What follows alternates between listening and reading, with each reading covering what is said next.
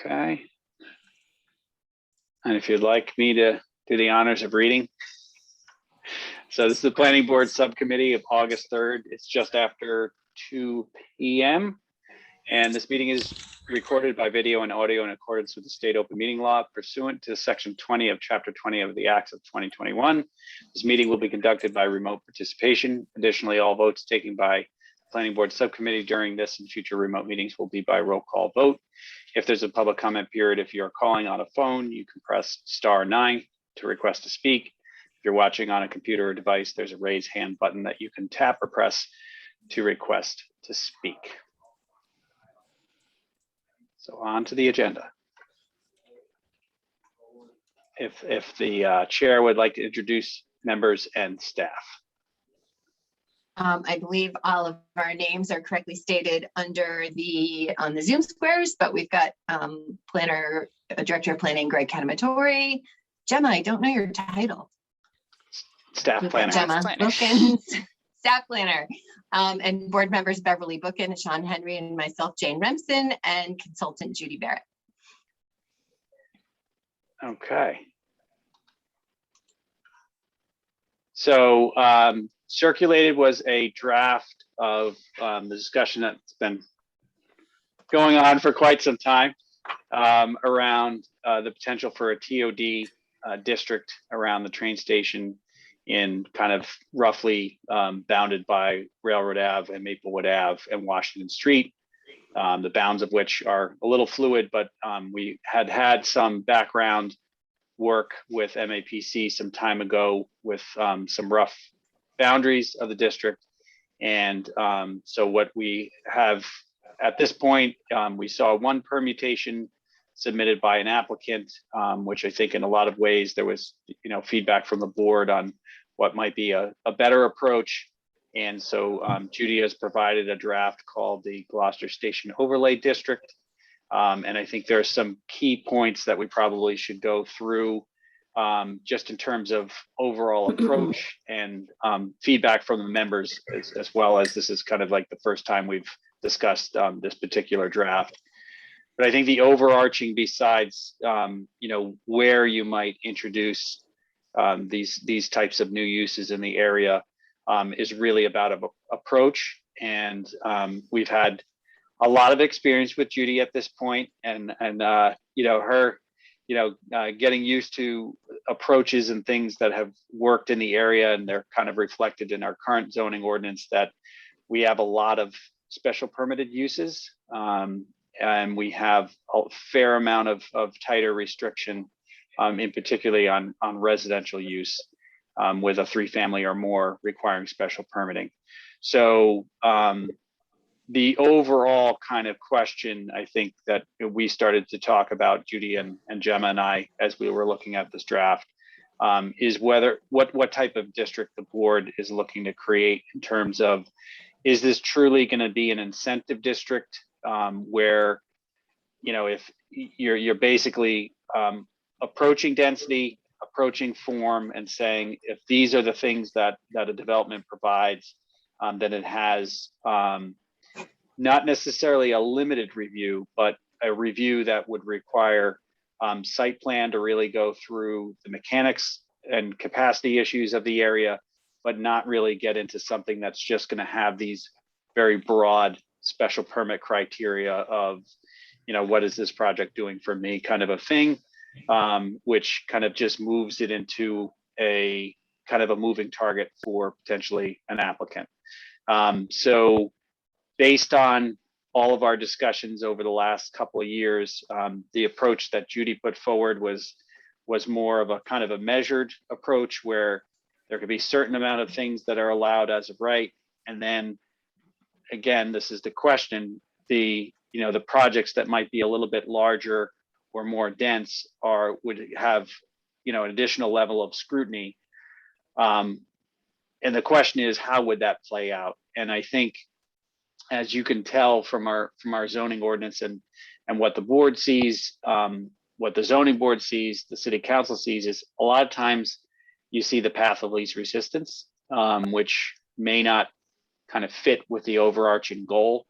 If somebody can build a 3-family in this district as of right, then you might see a 3-family as of right in this district, versus if you're looking more towards, building the street edge, potentially requiring some assembly of property to do so, that potentially could be lost. If we're really saying that this is an area that is appropriate for higher density housing, then the question is, how do you want to set that up? Do you want to set it up again of really that's the use that you're allowing, or in a mixed use of residential and other uses in this district, and not just kind of adding on incremental increase in density and housing that's not currently allowed. So that's kind of like the bigger first question. Judy, you can jump in if I haven't summarized that, in a consistent with the way we've been talking about things. No, I think you've done fine. I don't have anything to add.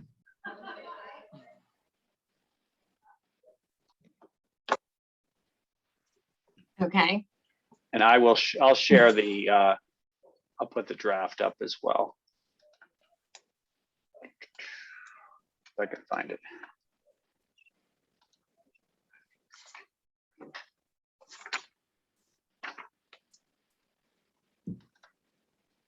Too many screens. There we go.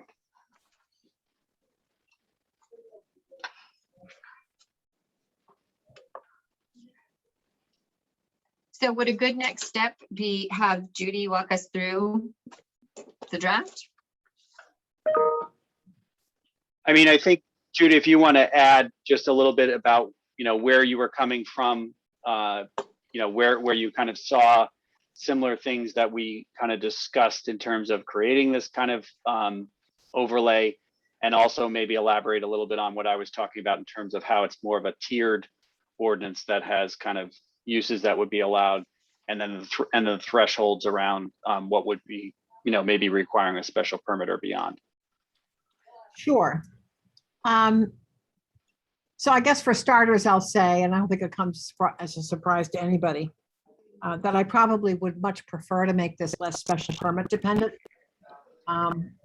Transit-oriented development usually doesn't look like this. But that said, given the constraints of the way Gloucester prefers to work, which is fine, it's your choice. If it works for you, that's great. What I tried to do was, I really tried to think about what was there now and how much land we're talking about. And my assumption was that you didn't want to choke everything. So I tried to provide in this, here are things you could do as of right. It's essentially smaller scale development. One of the things that we talked about at the staff level a few weeks back was, I have a pretty small minimum lot area in here, and there's a reason for that, but it may not be what you want to do. But I learned a long time ago with situations like this, where you're trying to encourage a certain outcome, that if the market's not right for what you want, you don't want to choke off the ability of people who own property to do some degree of investment now. So that was my kind of view of this. And with that, which may or may not be what you want, I essentially tried to say, here are these things you can do as of right. They're smaller scale types of businesses. I'm sure you guys already know this, but when you're placing limitations on things like the size of a retail space, you're essentially trying to drive the retail mix toward a certain type of retailer. But also at the same time, provide some things as of right that would make the place interesting to people.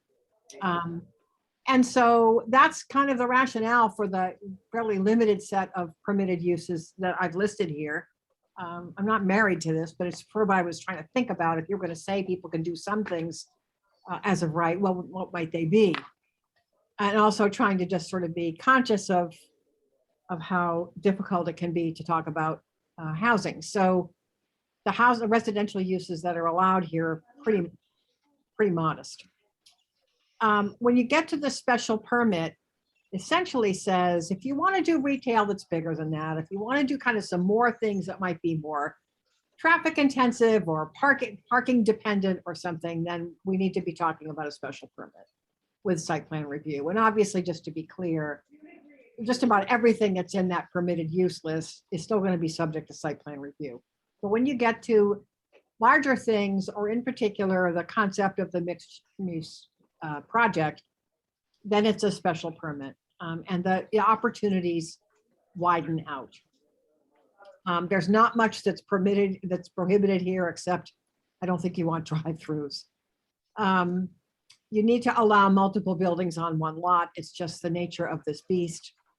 When you get to the dimensional regulations, which are 5.328, Greg, if you want to just go there. This was kind of something I think we were hoping to get some feedback from you guys about. And again, this sort of reflects my view of, it's just my opinion, that you don't want to choke off everything. And so while you have perhaps not the best market demand in the area that you might want to see, you at least allow, by allowing small lots, some ability to do more than perhaps what might be there today, and begin to sort of reorganize that area. But there's certainly a view, another view of this would be, do we want to have a larger lot and force some parcel assembly? And that's, I think, a discussion that needs to happen, but it wasn't where I was coming from. I'll just simply say that when you get to the point of talking about a special permit for a major transit-oriented development exceeding 25,000 square feet, you're not talking about a 5,000 square foot lot more anyway. So that's kind of just a background on that. There are specific dimensional requirements for buildings. If you scroll down to the next page, please. Right there, yeah. That have to do with the form of development. And this is where I tried to bring something sort of form-like into these regulations without prescribing any more than I thought was necessary. Obviously, these are all open for discussion, but this would be, anything except, well, on the one hand, you're trying to provide regulations for something that's not a major development, and then regulations that apply to the major developments by special permit itself. There's a concept of a commercial frontage zone here. I don't know if you're familiar with that, but again, it's sort of a form concept where no matter what uses you allow in the building, you're basically saying the front of these buildings, in whatever the uses, upstairs or behind, the front has to be within a certain place on the lot, and it has to be limited to certain kinds of uses. So, and that's again to be able to establish more of a street presence for businesses and hopefully work towards something that's pedestrian amicable. When you continue to go down here, there's a sidewalk kind of requirement for larger lots to do something, either to provide or to contribute to, what am I saying? And then there's landscaping requirements. This is all, yeah. There's landscaping requirements in here. There's lighting requirements in here. The lighting requirements may be too strict or not strict enough from your point of view. We have lighting in parking areas that, attempt to sort of define kind of the quality of this space. There are building design standards on, oh God. You know what, the page numbers seem to have dropped off here, but if you go down a little bit more beyond walkways and landscaping, yeah, lighting, and then you're going to get to building design standards. There are this is really getting to more specifics about what the buildings need to do for the space that they're in. And this is pretty standard stuff. I don't think this is a surprise to anybody. We don't want blank walls. We want kind of gathering spaces, it's fine. Just to, communicate to the development world that we're looking for something here that is both interesting and pedestrian in scale at the street level. There's standards around ground floor display. And then when you get to 5.3.210, which is just, you're going to come to that pretty soon, Greg. I think this is an important part. When you get to a larger project, we have amenities requirements that really kind of say, what do we want this pedestrian space to be that we create with these larger developments? How do we think about these being places where people can gather and linger and socialize? You know, there's some language in here, I can't quite see it right now, but where some of the open space requirements could be met through gathering spaces. You know, the idea being that open space provides a certain amount of pleasant experience for the walker, for the pedestrian, but a gathering space is even nicer. So when you get to a larger development, you have to start thinking about how you're going to amenitize it to contribute to the overall quality of the district. The parking requirements, I'm sure there will be discussion about. They are less than what you say now. There's a reason, I would cut them back even more, to be honest with you, but you know, I mean, there's a part of me that would just say, don't even require parking in this district at all, let the market figure it out. I suppose that's too brave a statement for some of you, but that's my preference. If you're talking about a transit-oriented district, the last thing you ought to be doing is requiring parking that then chews up some space. But I realize that that's a political call and it's difficult. So I have it in here. I would prefer to take out parking entirely and just say there are 0 parking requirements. So that's kind of the concept. And, you know, I'm certainly open to whatever you have to say or what you think maybe needs a little more work. But this is my best shot. I went up there, I drove around, I looked at the space, I looked at it for too long on Google Maps. Got tired of looking at it on Google Maps, went up there and walked around and looked at it and thought, this is what makes sense to me. Judy, did you produce the map? Or is this an old planning board map? Greg? The map is what I got from you folks. It's a shape file. I just in my GIS here. And this came from where? Just So those rough boundaries were of a district that was kind of framed in that past evaluation with MAPC. Oh, okay. I couldn't remember, Jane. Yeah. You know, exactly what the genesis of it was what I was given. And just for the benefit of anybody that's watching, we can put that up as well. Yeah, thanks. Everybody sees that okay? Mhm. How many acres is that? You know, it's, you know, if you were to measure around a quarter, you know, this is kind of roughly around, you know, the quarter mile. So it's probably around 150, I think, I want to say. Yes, okay, that's quite a bit. I may be able to get that for you. I'm just curious. I mean, you know, if we're dealing with 15 or 20, it's a lot different than 150. But no, I think 150 is a good number. Yeah, it's probably less than that just because, I mean, so if you were to draw a quarter mile from here out, maybe it's less than that. Maybe it's about half that, 75, 80. Okay, but we're dealing with a substantial amount of acreage. I'm just trying to get it open on GIS, which is cooperating with me right now. Mhm. Gemma, do you have And that? Gemma's looking into it right now. Yeah. And the boundaries, I assume they're sort of backing up to where stuff becomes residential. Is that I think so. the theory?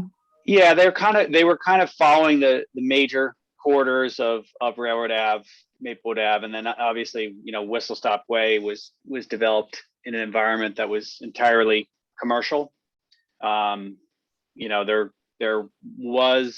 that was kind of right before I got here. And I think there was some discussion about whether or not there potentially would have been the infusion of housing in that project, but it's mostly 1 or 2 story, you know, kind of warehouse, as well as retail.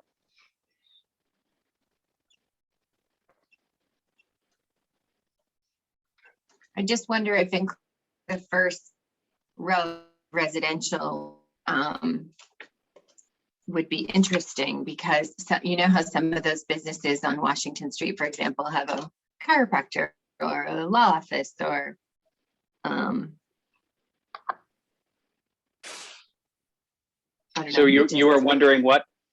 whether It would be worth including in the district, the first row of residential that abuts it.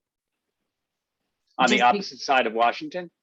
Well, on the opposite side of Washington or on the side of Cleveland that abuts the district. I don't know. I need to drive around there and see. Yeah. For myself.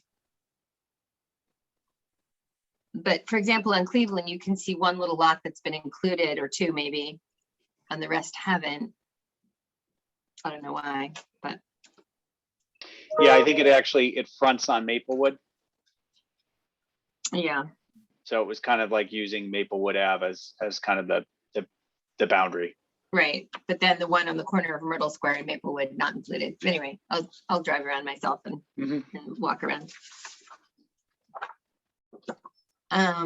Beverly and Sean, do you have any comments?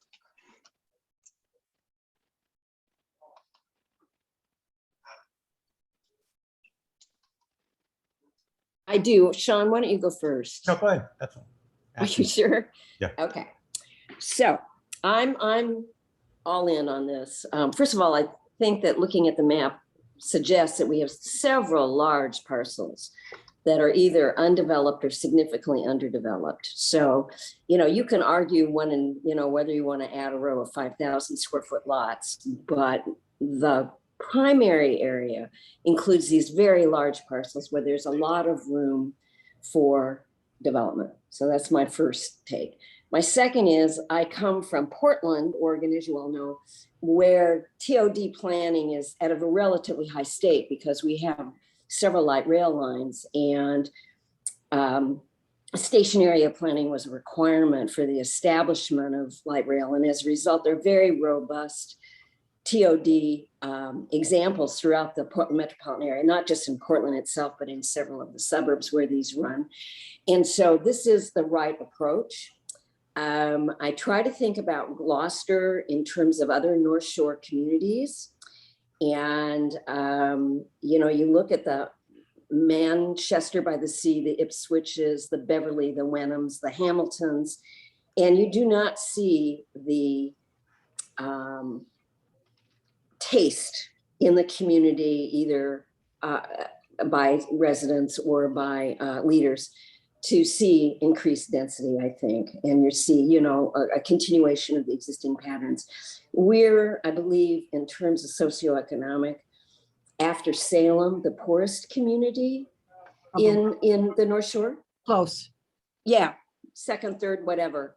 So first of all, you start with that figure of 40% of our population are housing, what is the word, vulnerable. We really have a big job to do with increasing our housing stock and increasing it primarily at the lower end. We have no trouble at the higher end, but we certainly at the middle income and lower income level. So there's not a better place to encourage this than within a quarter mile of a transit station, by my experience, a resource that's significantly underutilized. And particularly after the pandemic, maybe it'll reach pre-pandemic levels, but I've never traveled on the train when it's been all that crowded. So we have a lot of potential there. And when you have that kind of potential, the whole point of TOD planning is to reduce parking. Because ideally, either people rely more on this regional transportation system, and or they live in somewhere where they can do a mixed use, where they can do a number of things on foot. And so in Oregon, there are no parking, TODs in the Portland area. There are no minimum parking requirements. In some cases, there are maximum parking requirements. Right. And the market does determine it. And if you want not to overpark, then you set maximums, but you let the market set anything up to then. And people know what they need to have in order to have a rental unit versus a for sale unit. The business kind of knows by the nature of its customers how much car-oriented traffic it has versus walk-in, and they make the decision. And so I think that kind of relieves over regulating parking. Again, I have a more liberal view on these matters as Judy does, and so I'm willing to go there. And I think I'm looking at these building standards, and I would be very surprised if most projects in Gloucester would exceed these, 3 and 4 story. I just, I looked at the density over at Market Basket over the new development, Hollyard, is that what's called, Hollyard? That's pretty dense. And I just don't think that Gloucester residents will accept anything more than that. So we're not talking 6, 7, 8 story buildings, but boy, even a 2 to 3 to 4 story building would bring on a lot of usable space within a quarter mile of transit. So, I mean, I think that by and large, these regulations are right on, and they feel like TOD planning across the rest of the country. So I just want to correct the size of this district, depending upon how much you massage the shape of it. Again, I was thinking about the quarter mile, and I know that calculation on the back of my mind, because a lot of this is really kind of loaded towards the east of Washington Street, and it's hemmed in quite a bit. It's more like 40. That's what I was 40 afraid, acres. I was afraid I was miscalculating it. I Yeah, thought- no, I was literally doing that like quarter mile calculation, which is around 160, 150, 160 acres. It's a pretty Well, small district. Yeah, it's not a large district, but like you said, there it is predominantly large, some larger lots within it, in terms of the opportunities.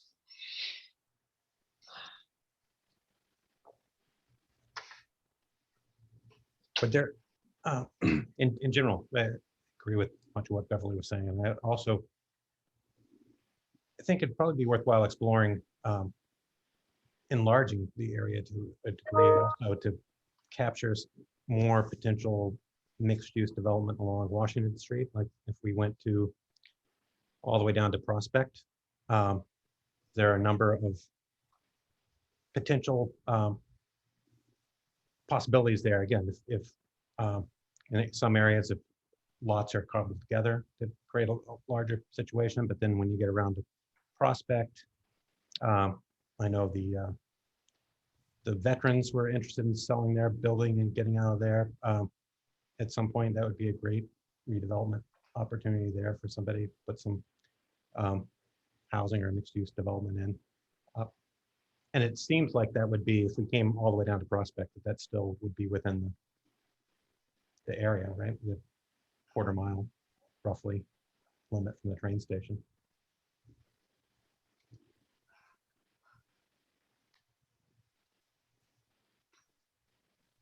Yeah, it certainly would be distance-wise.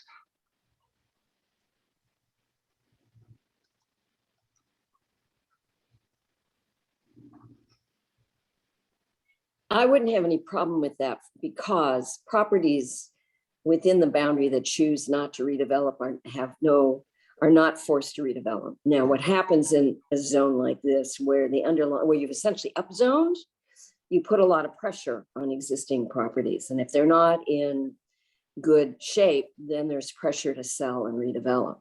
And so you have to take that into consideration because you don't want existing property owners to feel that they're being pushed out. On the other hand, in the scheme of things, on a smaller lot with a well-maintained duplex or even a single family home will not turn over, and the underlying restrictions will not affect them. And so you can afford to bring in more land without, I think, deleterious effects.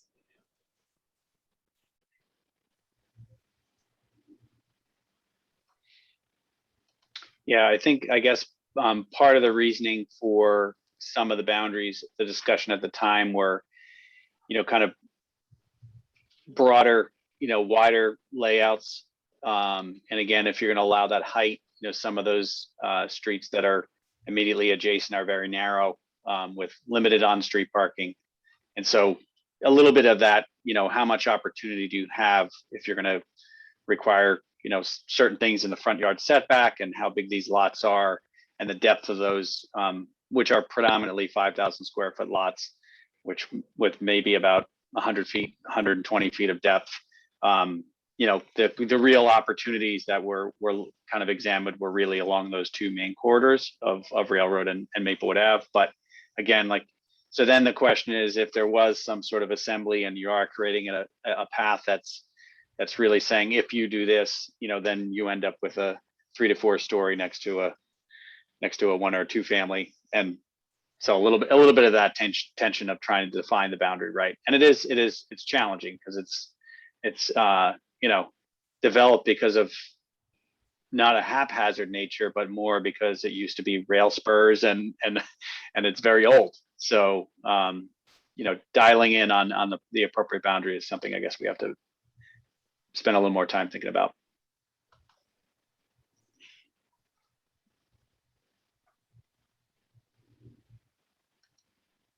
So it sounds like the major things needed to discuss are the highlighted areas in, for example, 5.32.5.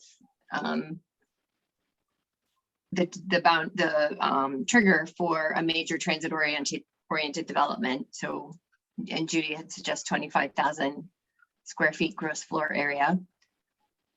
And also the minimum lot size and frontage. Should we discuss some of those triggers? The first one being a major transit-oriented development defined here as a mixed use or residential development exceeding 25,000 square feet gross floor area. This would require a special permit. So everything else is as of right until it gets to 25,000 square feet gross floor area or suggested. Any thoughts on that? Yeah, maybe Bill? the flip side is looking at what's allowed as of right, and then kind of deciding about that when a Right. special permit is required. Because I think it's two things in terms of, you know, much of this area is commercially zoned right now, doesn't allow residential. So those are the things that are new. In this area, you might be allowing a path that otherwise in the community would require a special permit. So there's that, which you certainly can do. But focusing on, you know, what is it that, and by saying it's allowed as of right, it's also, you know, these might be the types of uses that proceed quickly in the district because they're not, you know, large in scale. And is that, you know, does that create anything that is counter to the goal of the district in the first place? So it's, and I'm not saying it is or it isn't, but just, you know, that's part of the first wave is like, okay, if you now say you can do this and do it with site plan review or whatever it might be, that's probably a pretty likely path based on what the other minimum requirements are. Spell me if I'm incorrect in this. I read it a while back, the proposal a while back. We're talking about a combination of lot coverage and a number of floors to dictate the volume of the building, correct? What we don't do and what our code doesn't do, because it has no multifamily zones, is look at housing density. And so to give us an example, a typical R2, we don't have R2, I think our smallest is R5, right? R2 is one housing unit per 2,000 square feet. And in a 43,000 square foot acre, that's about, is that 20 units to the acre, right? Now that doesn't mean the unit has to be 2,000 square feet, by the way, that's just the number. Right. So, and if we go to an R1, which in bigger cities is, you know, in certain areas is allowed, R1 is one housing unit per 1,000 square feet of lot area, and that's about 40 units to the acre. So it might not be a bad idea, at least in our preliminary discussion, to get an idea of the kind of housing density we're talking about, because first of all, that really is an issue of community acceptability. And two, it does have impacts on water, sewer, traffic. And so I find that missing. That just means if I have a 25,000 square foot allowance, because I can do 60% coverage on on whatever my lot is times 4 stories, I can get a volume of, and then I can build as many units as I want. I really think that it begs the question of trying to get a handle on what we consider to be a reasonable housing density at this particular location. And it would be helpful to know what the housing density is at Halyard. Because we would have 200 units. Isn't that what we have over there? Yep. And what portion of that site, it was a 10-acre site, but I don't know what portion is the building plus its parking plus its community center occupy. I imagine it's close to half, maybe? Is that about right? It's probably, I think it might be less than half, but I can get you that calculation too. Okay, but that would be interesting because that gives us some sense of what a density, what I think it's probably the highest density in the city, certainly the highest density on the largest lot. There may be the same density in a renovated school or a renovated industrial plant, but it's on a smaller site. But that would be helpful for us at leading this conversation about what that density is.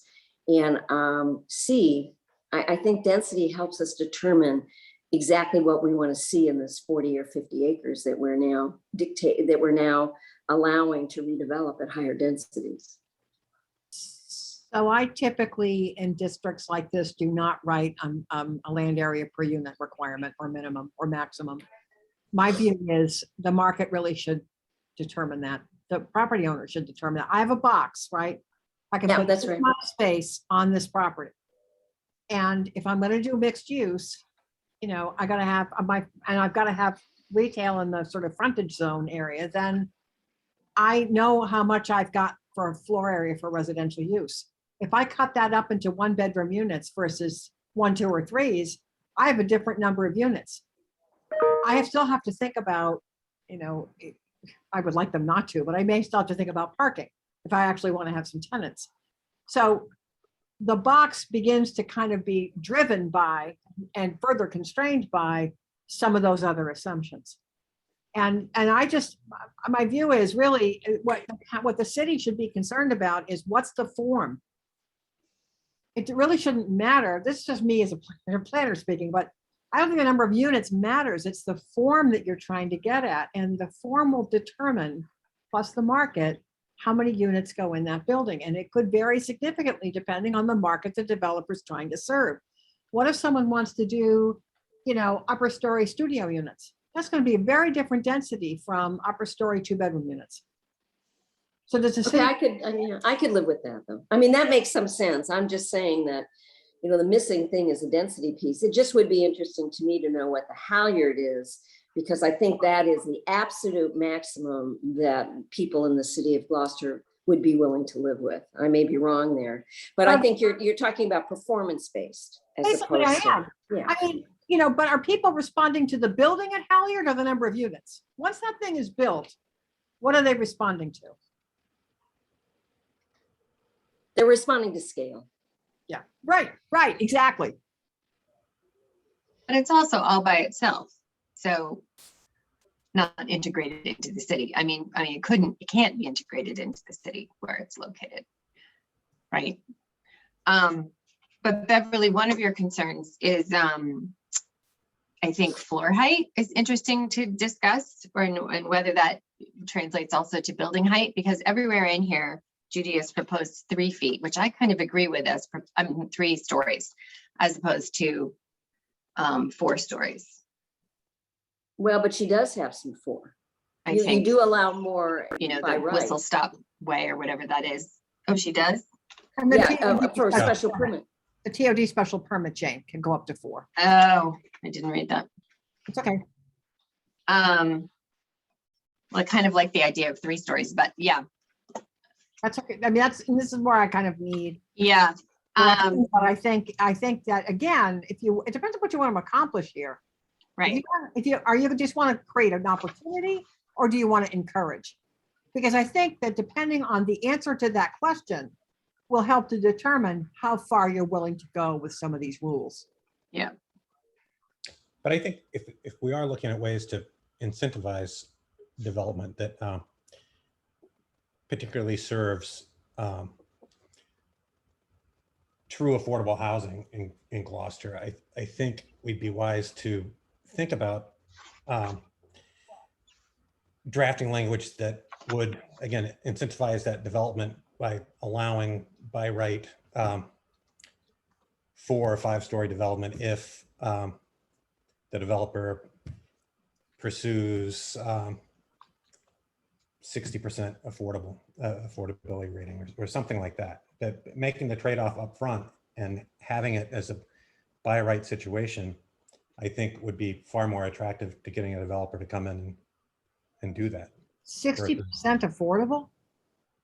Yes, 60% AMI. No, not 60% of the units affordable. Oh, sorry. Target 60% AMI Thank you. All right. for the affordability, which is more in keeping with what Yeah. Gloucester needs to be truly affordable. 80% Agree. doesn't Agree. serve as affordable. But if I don't think anyone would, any developer, except for perhaps a nonprofit, would actually look at targeting anything lower than 80% unless there was some incentive for them to do it in terms of more units and an added floor, so they squeeze out, eke out some more units or something. Well, and they're also looking for tax credits. Right. And the project has to make sense from a tax credits perspective to get to 60%. To get to 60% AMI and actually stay there. I think that's really what they're looking for. So you're talking about projects, guys. I mean, the state has certainly granted waivers, but you're talking about projects with like 40 units or more. For a nonprofit. I see them out in Western Mass that are smaller. I see them sometimes on an infill site that are smaller. You might get something smaller, but you're certainly not going to get less than 30. They can't do it. Because They can't get financed. they can't make the money, the numbers for it. Yeah, it's just not financially feasible. The problem is they have, Not at 60% AMI. Mhm. I can't respond to 60%, but in general, you need a bigger project because you have certain fixed costs, foundation, and so Mhm. on. And unless you spread that fixed cost over more units, you can't even begin to bring the cost per unit down, and you still need then state credits and other incentives to be able to get it down to whatever level. So that's what drives the bigger is the fixed costs need to be spread over more units. Yeah. So taking a step back then, what is it I'm asking Sean and Beverly, what is it we're trying to incentivize? We're trying to incentivize a revitalization of this area. We're trying to incentivize attractive pedestrian uses without too much parking. And we are, as an overarching goal for Gloucester, trying to incentivize affordable with a small a housing, smaller units, rental units. So is that the big three? Is there more that we're trying to do? So There is more. then One is mixed use development and one is to utilize mass transit capacity. right, and utilize mass transit. That's all right. No, that's okay. That went But it's without not- saying. Yeah, Yeah. right. Right. So then I guess then, is this achieving that? And for example, Judy, you have in here under purpose, the last purpose, provide a range of housing options for people at different income levels and different stages of life. I mean, maybe we're not trying to do that. Maybe we're trying to incentivize affordable units with a small a, smaller 1 to 2 bedroom. But I think we have to agree, maybe not just the three of us, but maybe the whole board, what we are trying to incentivize, and then go through this and make sure that these are the restrictions and the allowable uses are building to what we're trying to incentivize, right? Mhm. Judy, do you ever see any kind of restriction on unit size? Oh, don't go there. No, I'm just asking the question just because I know that I think one of the original goals of some of the zoning around downtown resulted in some penthouse development. So I'm just thinking about in terms of what's allowed as of right, 3-story that is sub 25,000 square foot, according to the way it's written. And just in terms of how that relates to, unit size or, kind of test fitting or capacity of what that building would provide. But I think that's a market issue, Greg. I'm just saying that's why want to be careful about saying something like affordability, because if you're not putting those types of things on it, the only trigger or potential for that creation would probably be the inclusionary, not creating smaller compact units.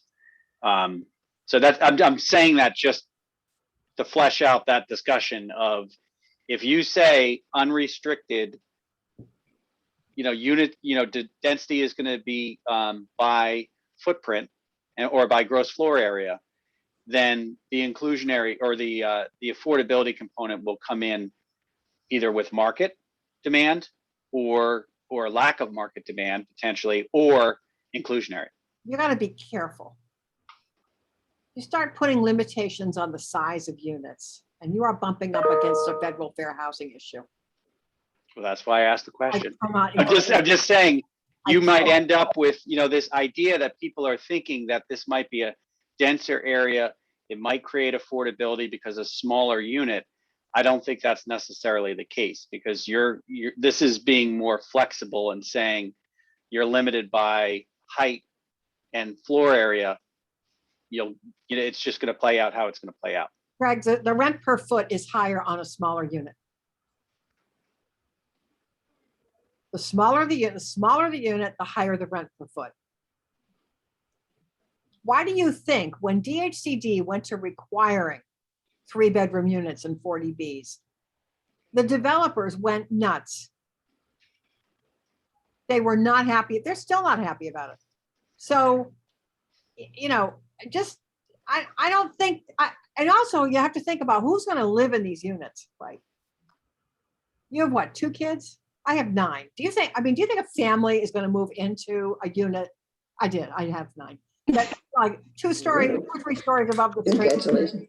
It just, I don't care what city you're in. Transit-oriented development doesn't become a haven for people who want a yard, a fence, a dog, a tricycle. It just doesn't work. You might find people with a toddler. But So you're saying it takes care of itself? it really does. It really does.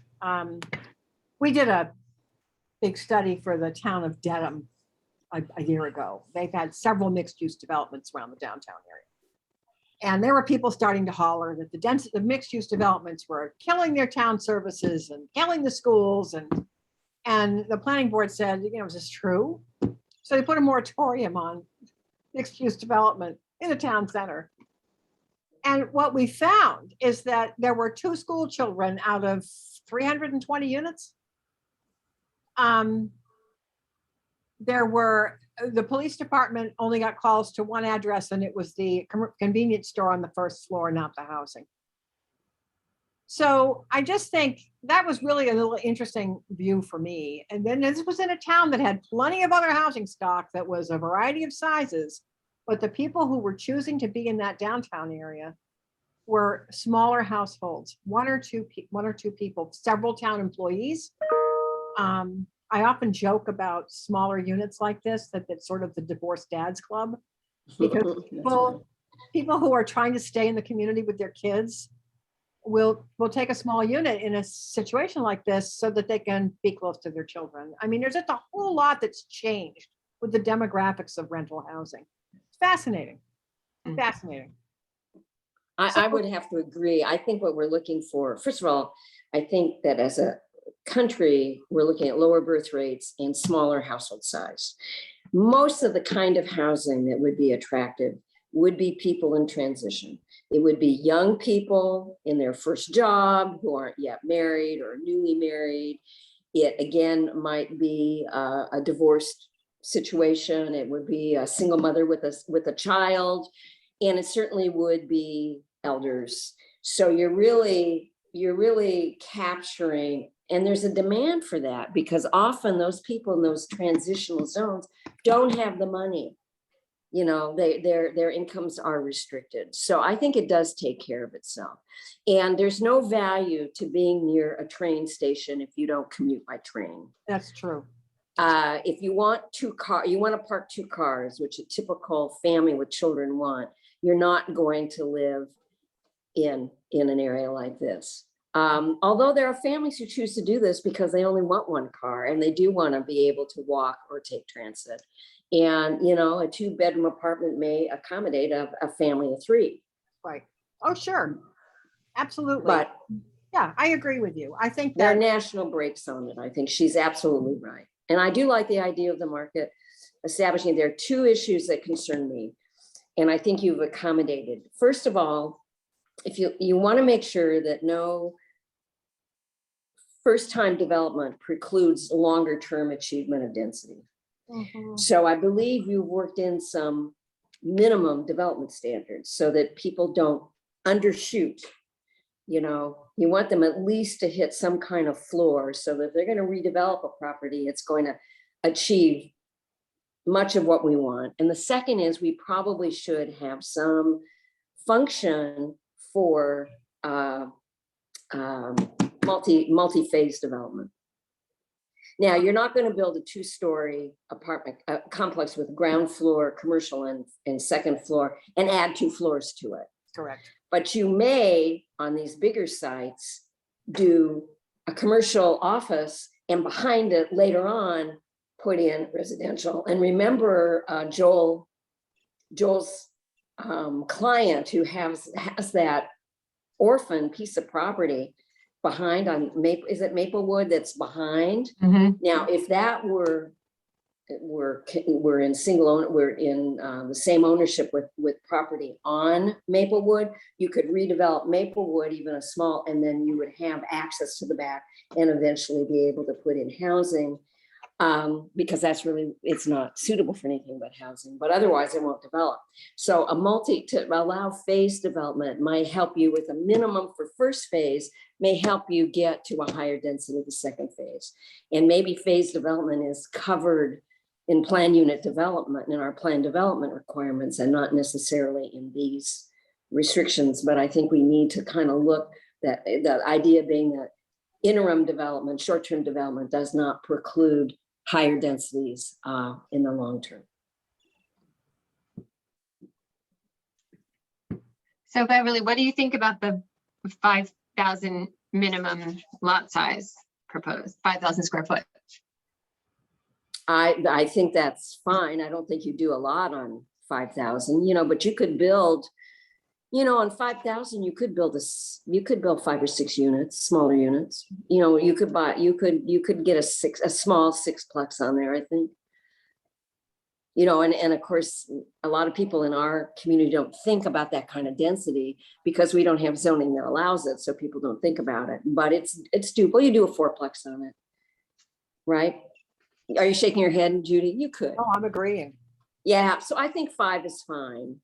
But we have a lot of bigger properties where you would want on those bigger sites around the station, you would want your developers to be thinking bigger, you know, more, because you just have more flexibility on a bigger site in terms of ground floor versus above grade and so on. You have more room for open space.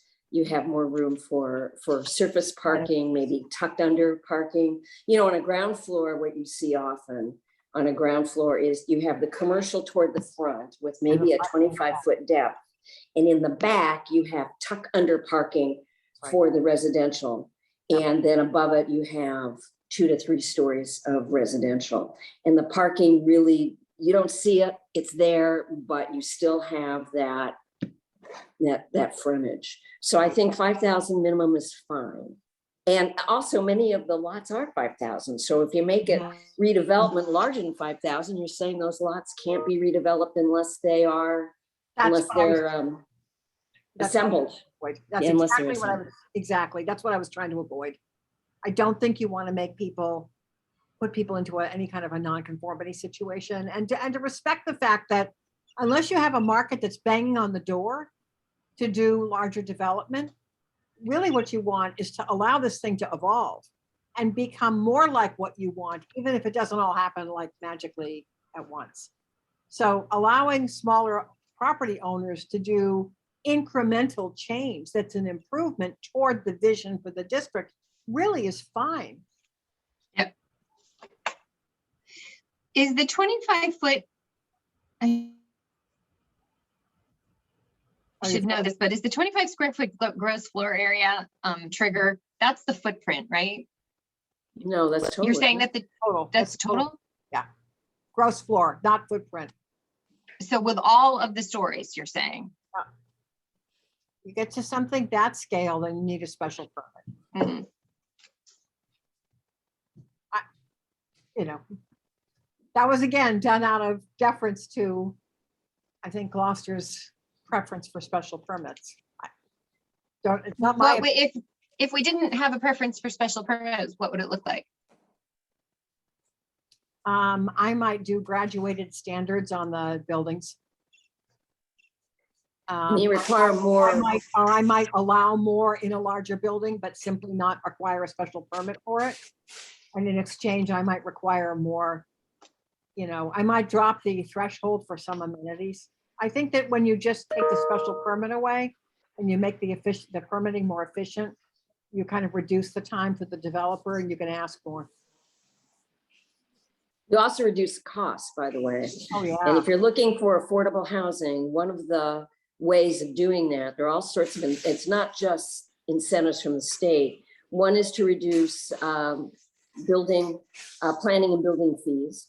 And another one is to grant tax abatements for 10 years. And I mean, there are a number of ways of trying to reduce the cost per unit. But certainly why put, if you want a bigger project, which by definition is more likely to have affordable housing with a little a, you know, by not requiring it to go through the special permit process is saving money and time is money. Well, and for saying you somebody. want it. Also, you're saying you want it. As opposed to maybe we do, or maybe we don't, and it's gonna all depend on who shows up at the hearing, but you know, when you say, no, we're not gonna require a special permit, but God, you're gonna have to do all this other stuff for us, and we'll give you the approval by site plan review, that's a very different statement, I think. But I know that's a hard leap for a community that doesn't normally regulate that way, so that's why I took the approach I did. That's basically what I was getting at when I said drafting in some sort of incentives, and the lack of a special permit would be one of those Oh, absolutely. incentives. And I think also based on our history in Gloucester, the other thing special permits do is trigger frivolous lawsuits that we just, and frivolous opposition, which doesn't understand the fact that a special permit is not like some underhanded process. It's just part of zoning. But particularly in the last several years, anytime it's been a special permit, it's been painted as somehow contrary to zoning, when the special permit process is drafted directly within the zoning ordinance. Or that it shouldn't have been allowed, yeah. I would also say if you didn't have a special permit requirement, you could adopt this zoning with a simple majority vote under the housing choice bill. You know, take a look at the lotting pattern. There's a lot of capacity in those large lots in the super block, you know, the super block that the transit station is on, that really doesn't have a lot of neighbors. Or if they have neighbors, they're industrial neighbors or commercial neighbors, right? They're the Shaws and they're the, you know, is it day, you know, the stuff on Washington on a Whistle stop. And so there's less reason, you're gonna have less people are going to object on a bigger site. This isn't something in someone's backyard. or just behind them by and large. It's going to be on large sites. So, you know, in terms of special permit is to look at the impact on neighbors in terms of scale and functional impacts such as parking and traffic. On those large lots, you're not going to get that, I think, as much. So it's 3:00 and we have Greg. Oh, Greg disappeared. Don't we normally take comment from the I'm still public? here. I'm still Okay. here. Discretion of the chair. It's not a public Don't we hearing normally item, but you take can comment from the certainly do public that. during these? Yeah. You can. Okay. So let's hear from Amanda or Tracy if they are interested.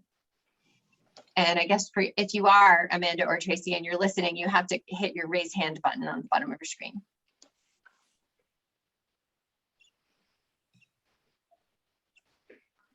Okay, No, Amanda. they both raised their hands. Oh, great. I'm just playing along. I don't actually have any comments. I had not seen the draft. It was hard to read on the screen, so I did have to go find it. So just to let you know, if you're sharing information on the screen, I have a really big laptop screen. So if you're sharing information on the screen, it's very hard to read, but it's all very interesting to me and I don't really have any comment. Thank you. I appreciate your work. I would be curious to know how the other ways in which Judy would feel more enthusiastic about it. Because my impression in the beginning was that she didn't feel like that was all that effective. I would just not have the special permit. That's all. I don't think you need it. That's I good. just don't think you need it. Sounds good. Thank you, Amanda. Hi, it's Tracy. I just wanted to say thanks for all your work on this. I think it's great. I have a few comments. I don't know if this is the right group to ask, but I was wondering about if this could eventually be used in other areas. Like, could you do something in Magnolia? Could this around bus schedules or something? Is that something, or Lanesville, or, I mean, not, of course, on a much smaller scale, but could something happen in other transportation kind of spots in the city? Could this translate to that? That was one question. It's something that's come up before in other meetings. Or even West Gloucester, not just always looking at the downtown area too, but if we could do something like that. I don't know. No, you might want to, sometimes for those kind of smaller transit node places, you wouldn't, I think, do something as ambitious as I think this wants to be, if it gets unshackled. But but I think that you would probably be doing something that's also really a more concentrated small area. You might not have the same mix of uses. It would depend on what the existing zoning is. Okay. I can't comment beyond that, but certainly it can be done. I mean, it can certainly be done if the city wants to do it. Okay. Yeah, there's actually- Take this zoning and drop it somewhere else. Yeah, we actually have some other districts that have kind of thought about that access and capacity, particularly when the sewer was extended to Essex, and we have a village development overlay district that we've had some recent pre-application on that might, again, it's a smaller scale, higher density, but based around some of those principles of access and capacity. Thanks. I'm just throwing out ideas out there since this is the first time. One area No, that you first need- seems to me ripe would be the Shaw's on the way to Rockport, for example. Should it ever redevelop, that it could redevelop with ground floor commercial and above grade housing potential. And I think the issue of the over business zoning doesn't maybe allow housing, and you could tinker with that, some of these zones, by allowing mixed use and some greater and a little bit greater density might accomplish that in a redevelopment circumstance. And I know Greg could pick out the parts in the city where that would apply, but by and large, transit overlay is usually put on fixed transit because it's not going to be taken away. When you Right. use it on a bus corridor and the transit authority decides there's not enough ridership and they take the bus line and move it someplace else, and you've built on this bus line and you've built lower parking parking ratios because people can take the bus, all of a sudden you're underparked. And so developers don't like that kind of risk. Whereas on, obviously the transit authority can reduce trains, but the fact is it is Right. what we call fixed rail. So Yeah. Yeah, I guess I was thinking about transportation development too, I guess, and thinking about, I'm a long-term commuter for years in Gloucester into the city. Of course, now not going back like a lot of people. So, so I think about getting around Gloucester too. So that's just another side of that, because you have to have a car if you want to go Thank to you, Winter Chic Tracy. Beach and you live downtown, kind of thing. So I've been thinking a lot more about that. But I also wanted to know if it was possible to put any green building standards into this, or anything like that.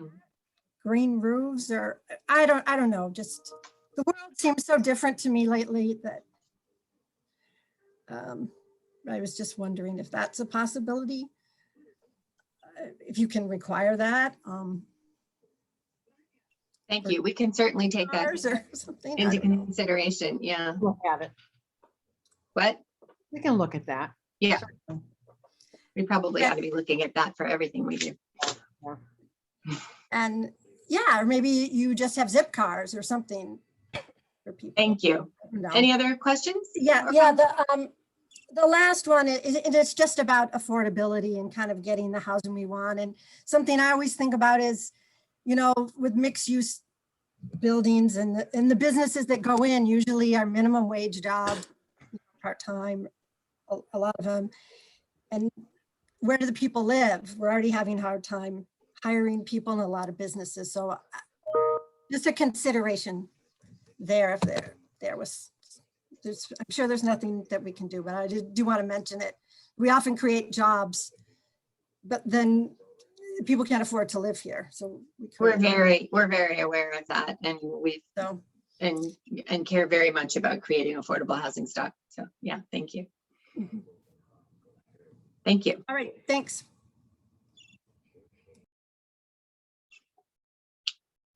So next steps for us, seems like we still have a few open issues, which we can continue to discuss, or we could take it up another time.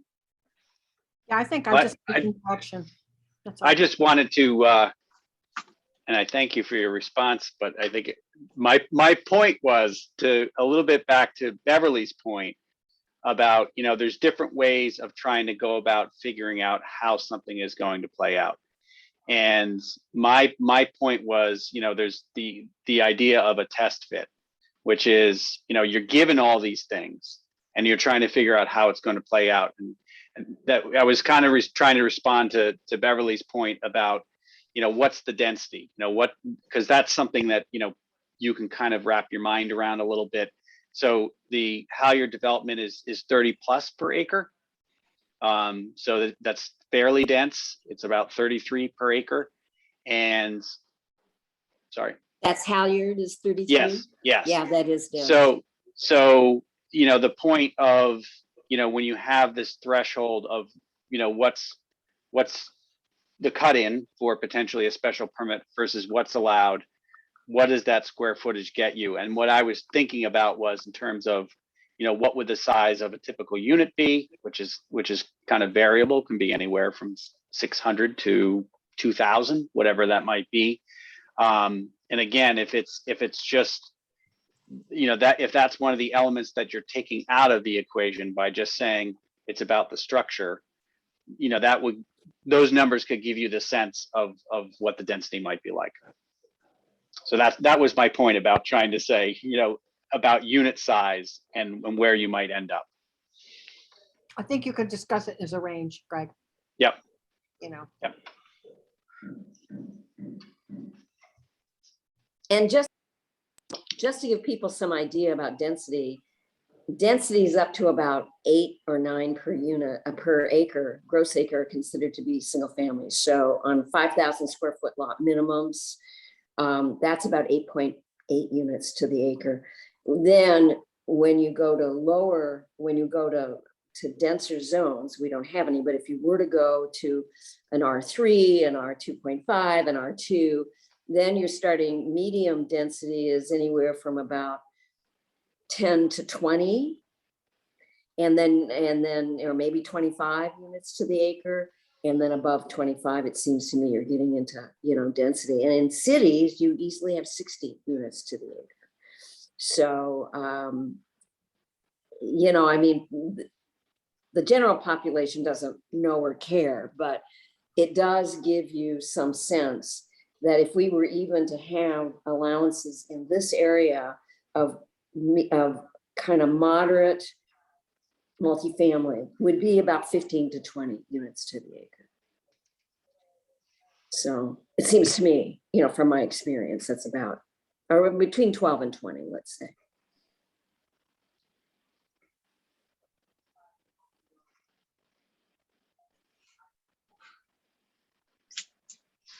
Okay, so Greg, what do you think we should do next? Love that tennis ball. Right back over to you. Well, again, I think, thinking about, those broad questions of, I think permitting framework is a big one. I think that's something that will help, both Judy and I and everybody involved give a better sense of, thresholds and what the process will be on the other end. I think we've heard a little bit about, looking at those uses that are allowed as of right, thinking about that in terms of a cut-in of, and I would also think about that in terms of the boundary of the district as well. If you have a 5,000 square foot lot, in this district, you would now have these additional rights over, literally what might be on the backside of the block, in terms of how something would play out in terms of redevelopment scenario, that they would again have a permitting path that might require them just to come to planning board in this specific district because of this specific goal. So I think those are the things that I think are most important to figure out first in terms of, again, just looking at what would be allowed. There's a threshold point where there might be, an additional review process, and what should that be? And the biggest one being, to Judy's point, special permit or not. And if this kind of still seems to work in terms of providing that incremental, here are the things that are now allowed, some of which are completely excluded from this area currently. Those things might start to happen. And the question is, at what point does it look like it's worthwhile for somebody to pursue that larger project because of what they gain by, in terms of density of the project, which translates to the economics of the project as well.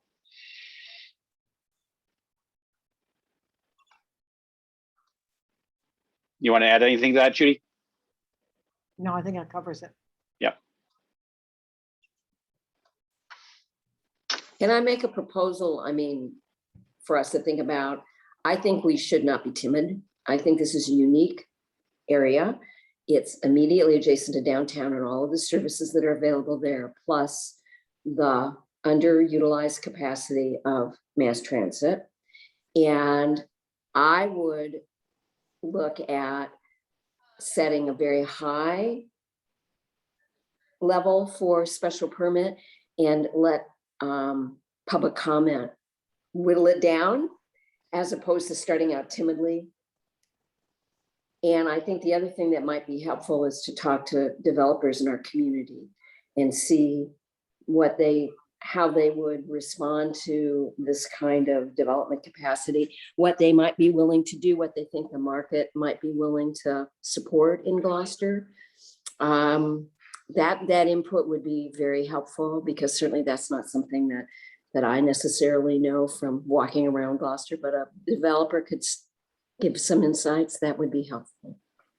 And I think to your point, Beverly, I don't know who your existing developers are.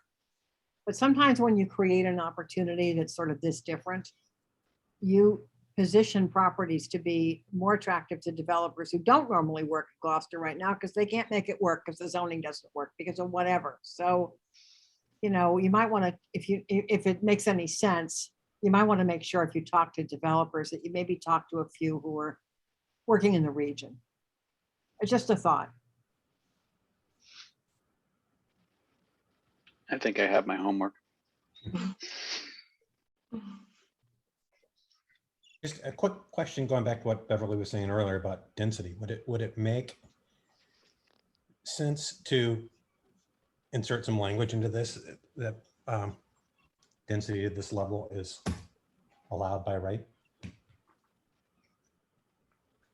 Well, if you get rid of the special permit, it's by right. Okay. What, you know, I might suggest if you get rid of the special permit entirely, or really only limit it to a couple of things. You may want to think, I forget right now, I don't have your existing ordinance open, but do you have a provision in your zoning now for like a major and minor site plan review process, or is it all one site plan review? We have major projects. Yeah, in special permitted uses, we have a major project provision. In site plan, we have thresholds. So we could add thresholds in site plan. Yeah, maybe we should think about, let me take a look at that. Because if you're gonna get rid of the special permit, I just want to make sure that the review process and the submission requirements cover you.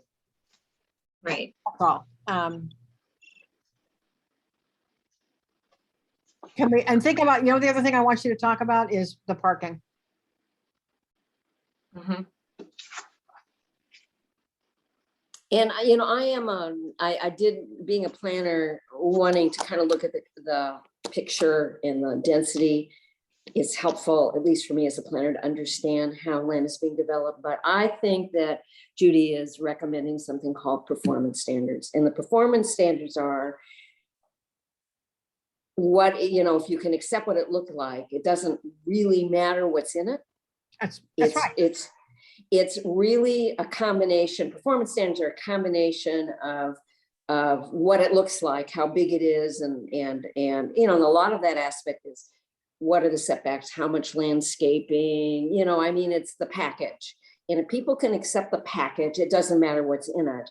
And then there's the functional impact, which is parking and traffic, essentially, because we're in an interior, we're in the center of the city. So we probably have water and sewer capacity. But what might be issue is traffic and parking.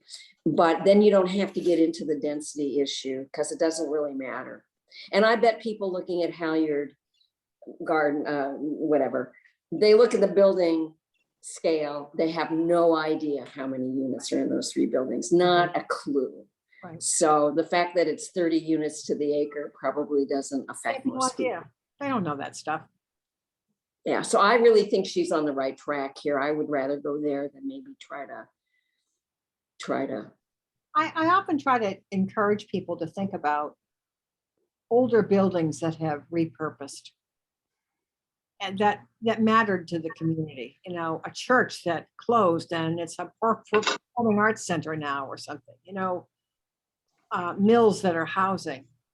If you made those properties just totally conform to what you have today, and you didn't think about reuse, repurposing, redevelopment, and sustainability, I might add, you know, then you might end up with losing some of those forms that are so iconic for a given community. And I would just encourage you to think about that and how much does that matter? Because I don't know, but I know you're not trying to preserve a building here, but I want you to think about what makes buildings special to people, that they want to save them, that they actually are things that can evolve.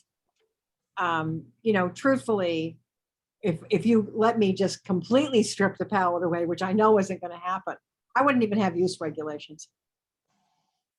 I wouldn't even have use regulations. I would just write, this is the form. But I know we can't do that in Massachusetts towns, and I don't try. It was difficult. But, I also understand you have to sell something to the council. So I look forward to getting whatever direction you want to provide. I used to joke about these kind of development standards, what it looks like, that if you could get a steel making plant into a commercial building, it's what it looks like, but you can't put a steel foundry because that's not how it works. But Right. that's the point. It's not how it's used, it's what it looks like. And that's what performance standards try to do. And it's also called form-based planning. Right. And not a lot of jurisdictions are willing to take that risk Right. and are much more regulatory about use.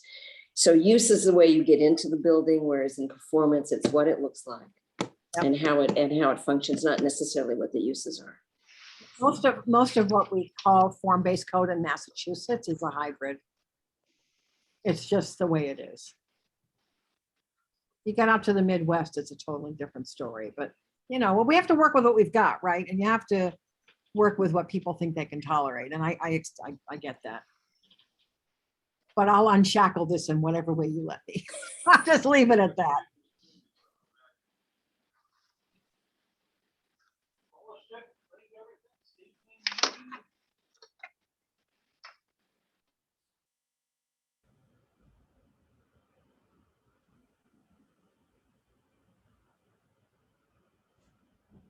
Did we just lose Jane? It looks like it. Oh my gosh. I think Are we her, sort of- I think her internet was a little flaky. Yeah, it was weird. Anyway, are you all set with me or do you need me for anything more, Greg and board members? I think we're good for now. Maybe spend a little time, thinking about those questions. I mean, we can call a meeting. We can maybe debrief a little bit this Thursday and maybe set some time for our next meeting. Sure, that's fine. Okay. Thank you. Thanks very much. Thank you. Have a good rest of the day. So Sean, if you want to make a motion, Okay. I'll make To a motion adjourn. adjourn. Yep. I second. there you go. Okay, member Bookin, Yes. member Henry. Yes. Okay. All right. Well, we'll see you guys Thursday. All right. Okay, Thanks, bye-bye. folks. Thanks. See you. Bye-bye.